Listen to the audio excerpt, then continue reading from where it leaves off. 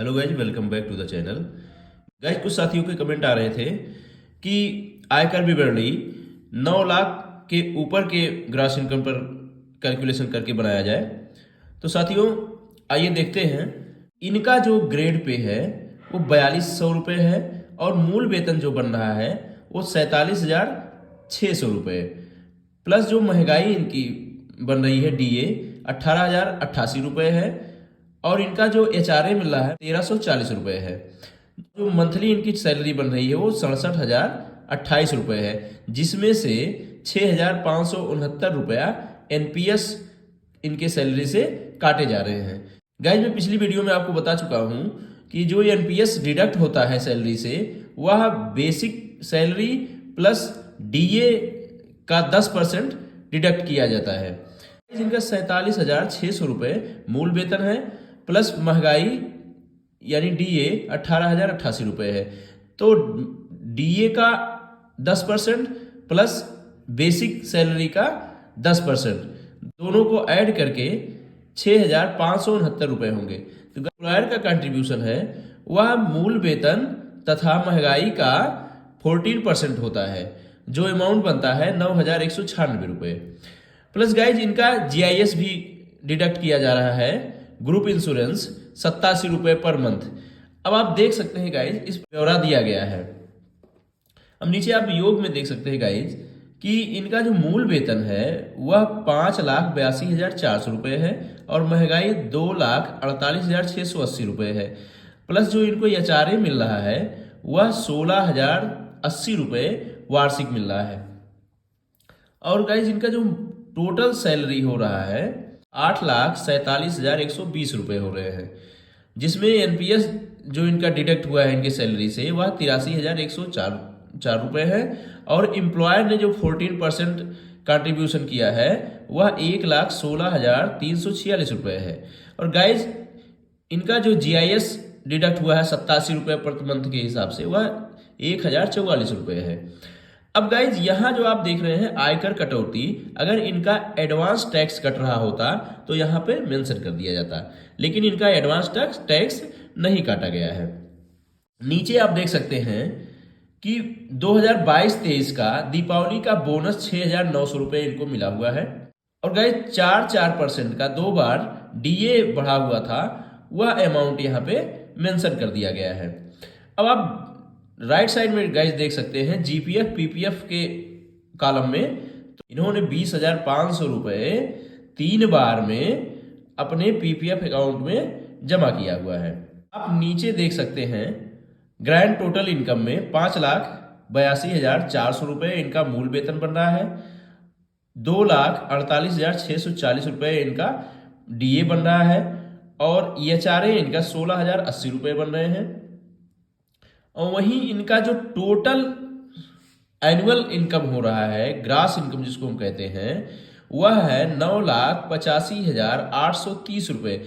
Guys, इनका जो income था सैलरी से 8,47,120 रुपये थे, लेकिन इसमें इनका बोनस प्लस 2 बार 4% का जो DA बढ़ा हुआ है उसे ऐड कर लिया गया है, प्लस जो एम्प्लॉयर ने 14% का कंट्रीब्यूशन दिया है यहाँ पे 1,16,346 रुपये यहाँ मेंशन कर दिया गया है, इसको भी इनके ग्रास इनकम में जोड़ दिया गया है। जोड़ने के बाद इनका टोटल जो इनकम बन रहा है वह 9,85,830 रुपये है। अब इस 9,85,830 रुपये पे हम टैक्स की गणना करेंगे। 16,080 रुपये यहाँ पर इनका HRA इन्हें मिला हुआ है। गाइज, 16,080 रुपये इनका HRA मिला हुआ है। गाइज, मैंने HRA पर एक वीडियो बनाया है जिसका लिंक मैं डिस्क्रिप्शन बॉक्स में दे दूंगा, आप वहां जाके वीडियो को देख सकते हैं। गाइज, अब हम स्टैंडर्ड डिडक्शन को और HRA इस दोनों अमाउंट को जोड़ लेंगे। जोड़ने के बाद जितना अमाउंट होगा उसे ग्रॉस इनकम यानी 9,85,830 रुपये से घटा देंगे। घटाने के बाद जो आता है 9,19,750 रुपये आता है। अगर आपका होम लोन चल रहा है तो उसका इंटरेस्ट भी यहाँ पर आप क्लेम कर सकते हैं। तो अब यहाँ पे हमें 80C के तहत जो भी हमने इन्वेस्टमेंट किया है वह यहाँ पर मेंशन करना है कि जैसे हमने पीपीएफ में 20,500 रुपये जमा किए हुए हैं। आप यहाँ देख सकते हैं इनका जो पीपीएफ में 20,500 रुपये जमा हुए हैं, तो यहाँ पर 20,500 रुपये पीपीएफ का हम यहाँ लिख देंगे। अब एनपीएस में जो हमारा कटा हुआ है 83,104 रुपये, अब 83,104 रुपये मैंने यहाँ पे लिख दिया। अब इनका जीआईएस यानी जो सामूहिक बीमा है 1,044 रुपये वह यहाँ पर लिख दिया गया है। इसी प्रकार की पॉलिसी है जिसका प्रीमियम 50,000 रुपये है, वो भी यहाँ पर लिख दिया। और गाइज मान लीजिए इनके बच्चों का ट्यूशन फीस 12,000 रुपये प्रतिवर्ष है, तो उस 12,000 के अमाउंट को हमने यहाँ पे भी लिख दिया है। अब 30,000 रुपये हमने एक्स्ट्रा इनका लिख दिया है जो धारा 80 के अंतर्गत हो। मान लीजिए इन्होंने कोई एसआईपी ले रखा है जो 80C के अंतर्गत आता है, उसका प्रीमियम 30,000 रुपये है वार्षिक, तो हमने यहाँ पे वो भी मेंशन कर दिया है। गाइज अब हमें इन सब को जोड़ लेना है। 80C के अंतर्गत जो भी हमारा इन्वेस्टमेंट है वह सब जोड़ लेना है, जोड़ के यहाँ पे लिख देना है। तो 20,500 रुपये, 83,104 रुपये, 1,044 रुपये, 50,000 रुपये, 12,000 रुपये, 30,000 रुपये। गाइस टोटल जोड़ने के बाद 1,96,648 रुपये होते हैं। अब गाइस आप जानते हैं कि धारा 80C के तहत हम केवल 1.5 लाख रुपए तक का ही क्लेम कर सकते हैं, लेकिन यहाँ पे जो अमाउंट है 1,96,648 रुपये है। अब गाइज यहाँ पे हमने 1.5 लाख रुपया मेंशन कर दिया है। अब यहाँ आप 1.5 लाख रुपया मान लीजिए, तो हमारा जो अमाउंट एक्स्ट्रा हो रहा है 1.5 लाख से ज़्यादा हो रहा है वह 46,648 रुपये है। और जबकि कहा गया है कि 80CC-D1 के तहत आप एनपीएस का अधिकतम 50,000 रुपये तक का रिबेट ले सकते हैं। तो हमने यहाँ पे 46,000 जो 1.5 लाख से एक्स्ट्रा हो रहा था 46,648 रुपये उसे यहाँ पे लिख दिया। अगर ये 50,000 से ज़्यादा हो रहा होता तो गाइज हम 50,000 से ज़्यादा नहीं लिखते, 50,000 के अंदर ही जो भी होता है अमाउंट 50,000 तक लिख देते, बाकी जो एक्स्ट्रा होता उसे छोड़ देते। अब आप देख सकते हैं गाइज 80CC-D2 यानी एम्प्लॉयर का जो 14% का कंट्रीब्यूशन था हमारे एनपीएस में वह है 1,16,346 रुपये। यहाँ आप देखिए गाइज यहाँ लिखा है 1,16,346 रुपये। अब ये 100% 80CC-D2 के तहत माइनस हो जाएगा, यानी इसका छूट हमें मिल जाएगा। तो अब गाइज मान लीजिए कि किसी ने अपना 10,000 का हेल्थ बीमा ले रखा है जिसका प्रीमियम 10,000 रुपये है, तो यहाँ 80D के अंतर्गत आप उस 10,000 रुपये को क्लेम कर सकते हैं। लेकिन गाइस ध्यान देने वाली बात यह है कि इस 80D के अंतर्गत आप 25,000 रुपये तक का ही क्लेम कर सकते हैं। गाइस 80C और 80CC-D प्लस 80CC-D2 और 80D के सभी अमाउंट को जोड़ लेंगे, जो जोड़ने के बाद आता है 3,22,994 रुपये। अब 3,22,994 रुपये को 9,19,750 रुपये से घटाएंगे। घटाने के बाद जो अमाउंट आता है 5,96,756 रुपये। गाइज यही टोटल इनकम हुआ जिसे कर योग्य आय भी कहा जाता है, यानी अब इसी अमाउंट पे हमें टैक्स की गणना करनी है। तो गाइज ओल्ड टैक्स रिजीम के अकॉर्डिंग आप जानते हैं कि 0 से 2.5 लाख रुपए तक का जो टैक्स बनता है वो 0 बनता है। 2.5 लाख रुपए से 5 लाख रुपए तक का जो टैक्स है वो 5% है, कि जो आता है 2.5 लाख के ऊपर जब आप टैक्स की गणना करेंगे यानी 2.5 लाख का 5% वो 12,500 रुपये होते हैं। अब गाइज 5 लाख रुपए तक का हो गया यहाँ पर। अब 5 लाख के ऊपर जो इनकम आ रहा है 5 लाख के ऊपर 96,756 रुपये आ रहे हैं गाइज। अब 96,756 रुपये का 20% हम कैलकुलेट करेंगे। अब 20% कैलकुलेशन करने के बाद 96,756 का 19,351 रुपये आते हैं गाइज। अब गाइज चूंकि हमारा जो ये इनकम टोटल इनकम है वह 10 लाख के ऊपर नहीं है, इसलिए हमारा जो कैलकुलेशन होगा गाइज वह 5 से 10 लाख के अंदर ही है, जो 20% हमने यहाँ कैलकुलेट कर दिया। गाइज यहाँ पर हमारे कैलकुलेशन की आवश्यकता नहीं है, इसलिए यहाँ हमने 0 लिख दिया। गाइज जो टोटल टैक्स बन रहा है 12,500 प्लस 19,351 रुपये, इन दोनों को जोड़ लेंगे। इनको जोड़ने के बाद जो अमाउंट आता है 31,851 रुपये। अब गाइज आप नीचे देख सकते हैं 87A अंतर्गत 12,500 रुपये के छूट के बाद आयकर। गाइज अगर हमारा इनकम 5 लाख रुपए या 5 लाख रुपए से कम होता, तब हमारा 5% कैलकुलेशन के हिसाब से 12,500 रुपये आते। यहाँ जो मेंशन किया गया 12,500 रुपये तक के, तो जब हमारा इनकम 5 लाख या 5 लाख के अंदर होता तभी ये 80 से, गाइज जब हमारा इनकम 5 लाख या 5 लाख से नीचे होता तभी हमें 87A के अंतर्गत टैक्स में छूट मिल जाता, जिससे हमारा टैक्स 0 हो जाता।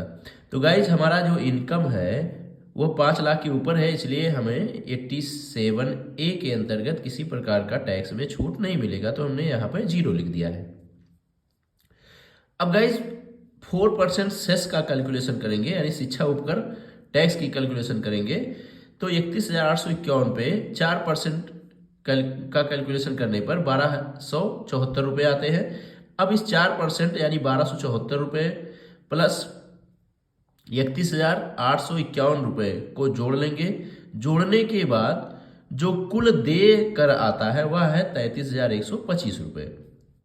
गाइज धारा 89(1) के अंतर्गत आय में छूट। गाइज यदि आपका पिछले वित्तीय वर्ष का कोई एरियर आया हुआ है तो आप 10E फॉर्म भर के धारा 89(1) के अंतर्गत टैक्स में छूट ले सकते हैं। और गाइज नीचे आते हैं स्रोत पर कर कटौती। तो गाइज यहाँ अगर आपका एडवांस टैक्स कटा होता, मान लीजिए आपका 10,000 एडवांस टैक्स कटा है, तो 10,000 रुपये इस टैक्स में से घटाने के बाद जो टैक्स बनता है वह आपको यहाँ पे करना पड़ता है। तो गाइज इस प्रकार से हम ओल्ड टैक्स रिजीम के हिसाब से अपने टैक्स की गणना करेंगे। गाइज अब आते हैं न्यू टैक्स रिजीम के कैलकुलेशन पे। तो गाइज 9,85,830 रुपये के ग्रास इनकम पर हम कैलकुलेशन करते हैं। तो गाइज न्यू टैक्स रिजीम में भी स्टैंडर्ड डिडक्शन का लाभ मिल जाता है। अब 9,85,830 रुपये में से 50,000 माइनस करने के बाद 9,35,830 रुपये बचते हैं। गाइज यहाँ आप देख सकते हैं अंडर सेक्शन 80 CC-D2 यानी जो एम्प्लॉयर के द्वारा 14% का कंट्रीब्यूशन एनपीएस में किया गया है, उसका आप इस सेक्शन के अंतर्गत रिबेट ले सकते हैं। यहाँ आप देख सकते हैं गाइज 1,16,346 रुपये का कंट्रीब्यूशन एम्प्लॉयर के द्वारा हुआ है, जिसे हम यहाँ पर लिख देंगे। यानी अब गाइज 1,16,346 रुपये को 9,35,830 रुपये में से माइनस कर लेने के बाद जो टैक्सेबल इनकम बनता है 8,19,484 रुपये बनते हैं। तो गाइज इसी 8,19,484 रुपये पे हम न्यू टैक्स स्लैब के अकॉर्डिंग टैक्स की कैलकुलेशन करेंगे। अब गाइज आप जानते हैं कि 0 से 3 लाख रुपए तक का टैक्स 0 होता है, और 3 लाख रुपए से 6 लाख रुपए तक का जो टैक्स बनता है वह 5% का बनता है, जो होता है 15,000 रुपये। और गाइज अब 6 लाख रुपए के ऊपर जो हमारा इनकम है, यानी आप 6 लाख रुपए तक जाएंगे, 6 लाख से एक्स्ट्रा जो हो रहा है वह 2,19,448 रुपये हो रहा है। गाइज अब 2,19,448 रुपये पे हम 10% टैक्स का कैलकुलेशन करते हैं तो आता है 21,948 रुपये। अब गाइज इस 15,000 रुपये को और 21,948 रुपये को, इन दोनों को जोड़ लेंगे। जोड़ने के बाद गाइज जो आता है 36,948 रुपये आते हैं। यहाँ पर 87A के तहत हमें छूट तब मिलता कि जब हमारा इनकम 7 लाख रुपए तक होता। चूंकि गाइज आप देख सकते हैं कि जो टोटल इनकम है वह 8,19,484 रुपये है, इसलिए यहाँ पे अंडर सेक्शन 87A के अंतर्गत किसी प्रकार का छूट नहीं मिलेगा। यहाँ आप देख सकते हैं गाइज लिखा हुआ है कर योग्य आय 7 लाख रुपए तक। 7 लाख रुपए तक अगर हमारा इनकम होता तो 25,000 रुपये तक के टैक्स में रिबेट मिल जाता, जिससे हमारा टैक्स 0 हो जाता। अब गाइज 36,948 रुपये पे 4% का अगर हम शिक्षा उपकर कैलकुलेट करेंगे, यानी सेस कैलकुलेट करेंगे, तो 1478 रुपये आते हैं। अब 1478 रुपये प्लस 36,948 रुपये, इन दोनों को जोड़ लेंगे। जोड़ने के बाद जो गाइस टैक्स आता है वह है 38,426 रुपये, यानी यही 38,426 रुपये कुल देय आयकर बनता है। गाइस यदि हमारा पिछले वित्तीय वर्ष का कोई एरियर आया होता तो यहाँ भी हम 10E फॉर्म भर के उस टैक्स में रिबेट ले सकते थे। और गाइस यदि हमारा कोई एडवांस टैक्स कटा होता तो यहाँ पे उस एडवांस टैक्स को लिख के इस टैक्स में से काटे गए टैक्स को घटा के जितना हमारा टैक्स बनता है वही टैक्स हमको देना पड़ता। तो गाइज इस प्रकार से हम नए टैक्स स्लैब के हिसाब से भी अपने टैक्स की गणना करेंगे। गाइज वीडियो पसंद आई हो तो प्लीज़ चैनल को सब्सक्राइब करके बेल आइकन प्रेस कर दीजिएगा और वीडियो को लाइक एवं शेयर कर दीजिएगा। गाइज मिलते हैं अगले वीडियो में। Thank you for watching.